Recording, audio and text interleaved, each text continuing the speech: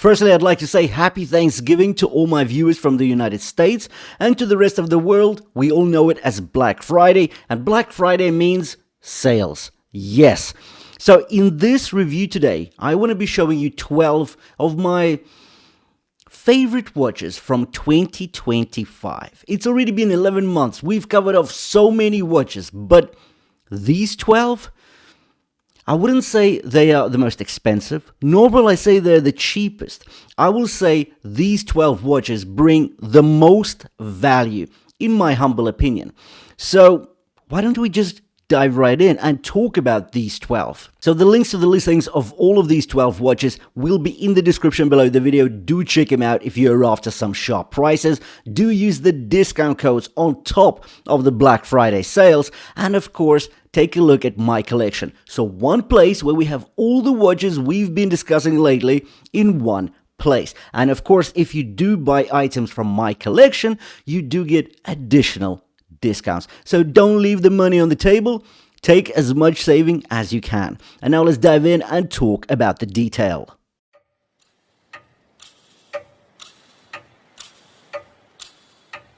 This is the WM175, a heavy lifting diver that doesn't shy away from presence. At 44mm wide, 11.9mm thick, and with a lug-to-lug span of 52mm, it wears big and bold. The 22mm lug width tapers neatly to 20 at the butterfly style clasp. The bracelet is solid 316L stainless steel, same goes for the case. Although the bracelet here is 3-link design, the inner shoulders of the outer links are polished, giving it the illusion of a 5-link bracelet and creating subtle light play across the wrist. Case finishing is equally refined. The flanks are flat and horizontally brushed, while the polished chamfers along the lugs add some visual complexity. Despite the aggressive dimensions, the transitions are smooth and there are no sharp edges anywhere. We get a 120-click unidirectional bezel with a black ceramic insert and a luminous triangle pip at 12. It offers tight, precise detents with near-zero backlash. The indexing torque feels calibrated, delivering that clean mechanical snap between each detent. It locks in confidently, giving the bezel action a premium feel and hardly any backplay. At 4 o'clock, we get a semi-guarded crown, which aligns perfectly with the date window, a detail that adds visual symmetry. The screw-in crown and case back ensure 200 meters of water resistance. There are 2 dial variants available, a Sunburst Black and the Sunburst Deep Blue, which has a slight violet hue in bright light. Powering the watch is the Miyota 8215, a 21-joule self-winding automatic movement with 42 hours of power reserve and a beat rate of 21,600 vibrations per hour. And you can actually see the movement in action through the exhibition case back. At $70, this is one of the most feature-packed, well-finished divers in this segment. This is the Militado ML05 version 2, a clean, no-nonsense field watch built around the VH31 sweep seconds quartz movement. Case diameter here is 38mm, with a slim 10.5mm thickness and 47.5mm lug-to-lug length. The case is fully sandblasted stainless steel, giving it a soft matte finish. The lugs are drilled and the crown is 5.9mm across. It's a screw-in type, unsigned but easy to grip and very notchy in action. Up top is a high-dome sapphire crystal with a top hat profile and anti-reflective coating.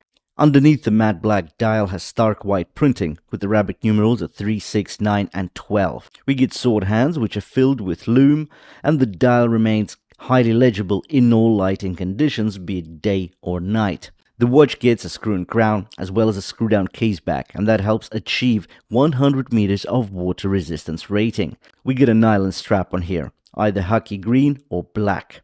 The lug width is 20mm, keeping it compatible with standard field watch straps. Inside is the VH31 sweeping seconds quartz caliber. It gives you that mechanical-like sweeping seconds hand at 4 ticks per second, with a 3-year battery life and an accuracy range of up to 20 seconds variance per month. The Addiesdive AD2505 is clearly inspired by the Subby, but it doesn't feel like a direct clone. Instead, it leans into inspiration while carving out its own style. The applied indices are edged in gold-tone chrome, filled with a slightly yellowed lume, which complements the warm tones throughout the setup.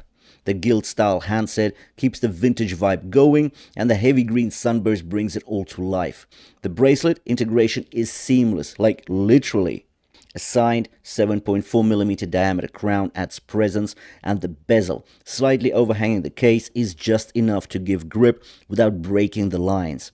The bracelet on the AD2505 integrates seamlessly with the case, brushing on the lug hoods carried straight into the links. The top surfaces are brushed, which hides daily wear and tear well, while the polished outer flanks add just a touch of shine.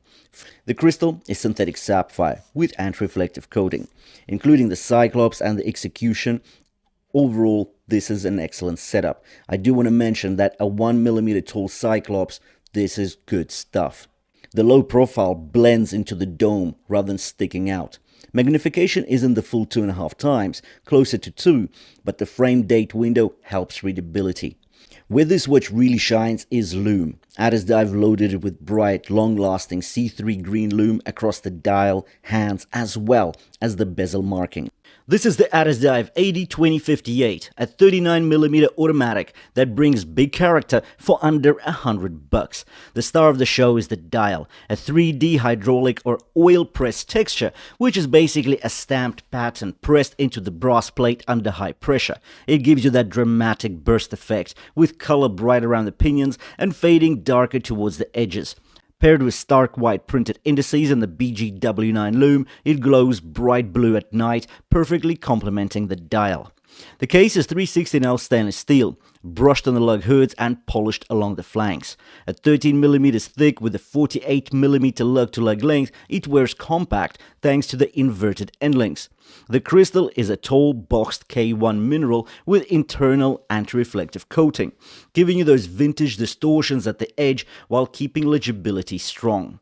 Inside ticks the reliable, if not rudimentary, Miyota 8215. 21 joules, 21,600 vibrations per hour, and about 41 hours of reserve. And it is bidirectional winding.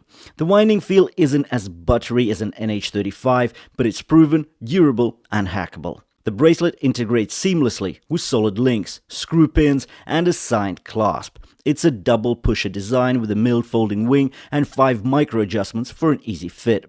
Around the back, a screw-down case back, and at 3 o'clock, a signed screw and crown. Rated to 100 meters, it's safe for swimming and daily wear. Overall, the AD2058 is all about the textured, high-impact dial, a striking piece that delivers real mechanical value at an accessible price point. The Shanghai 7120 is a compact, character-rich mechanical piece that brings together vintage charm and accessible watchmaking for $28 before tax. At 36mm in diameter and 43mm lug-to-lug, it wears neatly on the wrist. With its 11mm height, largely owed to a dramatic boxed crystal, about 3mm of it actually, that's ever so slightly domed. This crystal catches the light in a way that enhances the deep emerald green dial beneath, which has a rich sunburst effect that shifts tone with every movement. The applied hour markers are 4-angled, chrome-edged batons that give the dial real depth. At 12 o'clock, the dial carries the Shanghai emblem and brand name, while above 6 o'clock, the Chinese text translates to Made in China, 19 joules, proudly noting its hand-wind mechanical nature.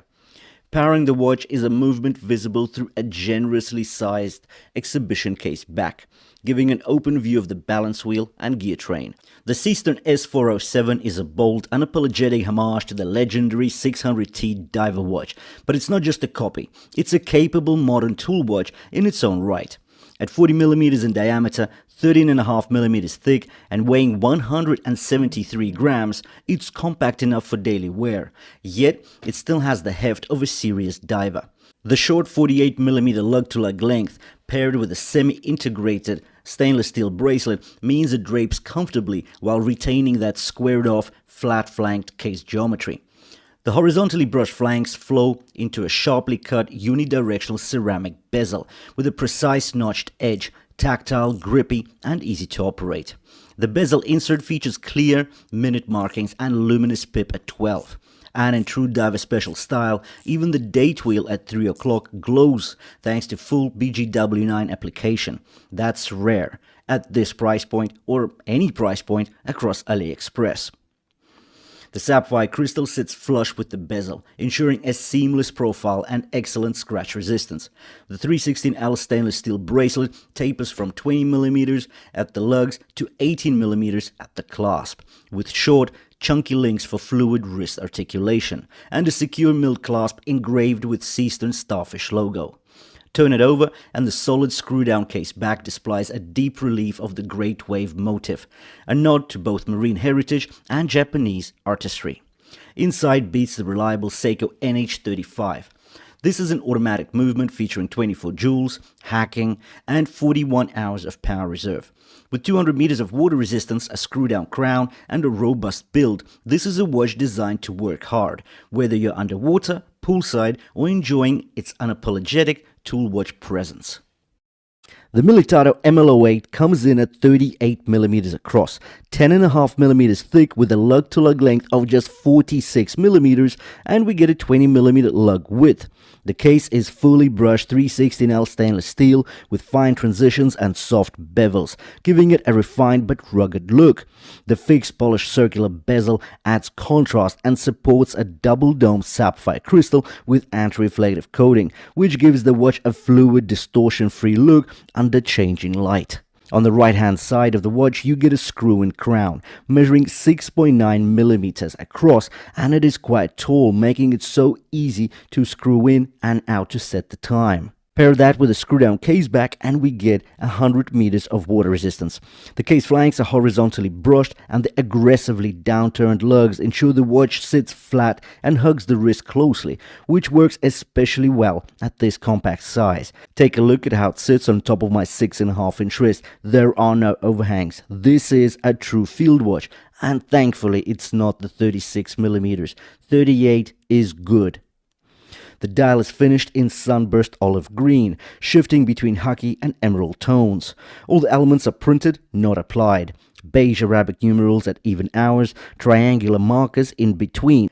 The star of the show, no pun intended, is the Seajis Moonphase version 3, a 41mm mechanical dress watch housed in a 316L stainless steel case. The top of the case is fully polished, while the sides are horizontally brushed. It features CNC bevel transitions along the lugs, case thickness measures 13.9mm, and the lug-to-lug span is 48.5mm. The lug width here is 21mm. The crown is push-pull and gets 6.3mm across, styled with fine pumpkin fluting. At its core, the watch runs the Tianjin ST2528 movement. It operates at 21,600 beats per hour, offers around 48 hours of power reserve, and features a visible rotor through an exhibition caseback. The movement includes central hours, a sub-seconds display at 6 o'clock, and a genuine Moonphase complication, built on a 59-tooth gear system, reflecting the lunar cycle accurately over 29.5 days. Protecting the dial is sapphire crystal with a slight dome. The dial itself is a standout, a deep blue gemstone-like surface with high sparkle, resembling a starry night sky. All dial markings are printed, including the outer mini-track. There's no lume and no applied indices. At 12 o'clock though, we get a beveled big date window with a color-matched date wheel. The watch is paired with a blue leather strap embossed with a crocodile pattern. It features 2 floating keepers and a signed stainless steel buckle, brushed on the front, polished on the flanks, and that little signature up on the tip that just really raises the bar on this watch. The water resistance is rated to 50 meters and the total weight of the watch is just under 90 grams. This is the Tandorio Titanium Diver, a watch that makes no compromises on presence. At 42mm in diameter, 13.3 thick and with a 50.5mm lug-to-lug length, it wears large and commanding. The full titanium case keeps the weight down, but it's brutal. Squared indices and oversized handset make it feel anything but delicate. The dial is matte navy, paired with a matching ceramic bezel insert. The bezel offers 120 clicks, ratchety metallic, with a touch of smush between stops. It's not San Martin level refinement, but it's consistent, and the oversized coin edge makes it effortless to grip, especially with gloves. The sapphire crystal sits flush with the bezel, coated with anti-reflective treatment for clarity in bright light. The crown is screw down, guarded by pinched shoulders, and the case back is fluted steel, sealing the watch to 200 meters of water resistance. The indices and hands are filled with green, luminous paint, while only the bezel pip glows, another nod to utilitarian functionality. Fixed lugs mean you're running it on a one-piece strap. Here, a rugged nylon with Velcro closure, emphasizing the tool watch character. Yet despite all this brutality, there is some refinement. A bevel transitions cleanly from the lug hoods into the case flanks, something rarely seen on titanium watches. We usually see it in the elegant divers, which are stainless steel. Inside, we've got the Seiko NH35 self-winding automatic movement, with the option to upgrade to the PT5000 movement for just $10 premium. The Addiesdive AD2516 is a compact retro-style chronograph that blends vintage charm with modern practicality. At 38mm in diameter, 46 lug-to-lug length, and a 12.8mm thick, it wears comfortably on most wrists, held by the downward-sloping lugs and lightweight 77-gram case, crafted from 316L stainless steel with a mix of brushed and polished finishes. The case has an elegant side profile, fluted chronograph pushers, and a large side push-pull crown for easy operation. The watch is fronted by a boxed K1 mineral bubble crystal, internally coated with an anti-glare blue film to cut reflections. Beneath it lies either a green dial or a sunburst gradient blue that shifts from light at the center to dark at the periphery. Obviously, we have the blue one here with the beige numerals, hands, and subdials, and these provide strong contrast, and the lume is excellent thanks to the BGW9 application on both the hour markers and the engraved hands. Powering the AD2516 is the Seiko VK64 Mecha Quartz movement, offering quartz precision with a mechanical chronograph feel. It drives the 24-hour subdial at 3 o'clock and a 60-minute register at 9. Also, this Mecha Quartz provides 1/5 of a second precision. Around the back, a screw-down case back secures the watch to 100 meters of water resistance, making it safe for swimming and everyday use. The watch comes fitted on a color-matched rubber strap with quick release, enhancing its sporty yet casual versatility. This is the Hruodland F016, a bold aviation-inspired pilot watch with a distinctive Turbine subdial and vintage styling. The case measures 43mm across, 12.4mm thick, and stretches to 52mm in lug-to-lug length, making it a sizable presence, but one with purposeful design. It's constructed entirely from 316L stainless steel with horizontally brushed flanks and sharply downward sloping lugs. In fact, they look like they hook down. Up top, we get a flat slab of sapphire crystal, and it sits slightly proud of the tall fixed bezel. The dial comes in either matte black or rich navy sunburst, like the watch in front of us, both paired with large printed Arabic numerals, white minute hashes, and a classic upward pointing triangle at 12 o'clock. At 6 o'clock, instead of a small seconds hand, there's a custom molded metal turbine with a red tip blade that rotates to track the seconds, a visual nod to jet engines. Inside, the watch runs the Seagull ST3620. The caliber runs at 21,600 beats per hour and features a smooth three-handed layout. The finishing is striking for the price. We're talking $145 before tax. The push-pull crown is oversized in classic onion style, signed with an engraved airplane motif on the tip, another homage to traditional pilot aesthetics. Strapped to the watch is a brown leather riveted strap with beige contrast stitching, reinforcing the Flieger look. It's quick release, but the underside feels slightly synthetic, soft but not stamped with branding or leather grain. The signed buckle adds a final touch of polish. This isn't a subtle watch. With functional presence, oversized features, and that spinning turbine at the subdial adds genuine charm to an otherwise rugged pilot watch. This is the Wishdoit WSD 9987, a 150-meter automatic diver running the NH35 automatic movement. The case diameter is 40 millimeters, thickness comes in at 12, and the lug-to-lug length is a substantial 53.9 millimeters due to protruding male endlings. That is on the longest side, but it's somewhat offset by sharply downturned lugs that drop away from the case. The case profile features a flat brushed midcase with a polished bevel cut between the flanks and the lug hoods, giving that piece of slight visual lift. The bezel is a 120 click unidirectional one with a coin edge. There's a ceramic bezel insert and printed white markings, which are actually luminous here. Under the Sapphire crystal, you've got a gradient dial transitioning from near black at the bottom to a rich blue at the top. There's a date window at 3 o'clock. The water resistance is rated to 150 meters due to the screw-in crown and a screw-down case back. The bracelet, just like the case, is all stainless steel. 20 millimeters at the lugs, tapering to 16 at the clasp. Now, the bracelet is held together by push pins, not screw pins, and that is okay, I guess. The clasp is milled, signed, and opens to reveal a signed folding wing. The screw-down case back is fluted and engraved with a sailboat motif. The crown is signed and screwn as well. Overall, it's a fully spec'd diver, sapphire crystal, and a solid automatic movement at its core. 12 watches later. That's a whole lot of watches. I get it. But which ones did you like? I want to know in the comments below. Also, let me know the ones that you don't like. And if you own any of them, what are your experiences? Let's get the conversation going. Also, check out the affiliate links in the description below, as well as the discount codes, the link to my collection, and please do join the giveaway. Thanks for watching, and I'll see you in the next one.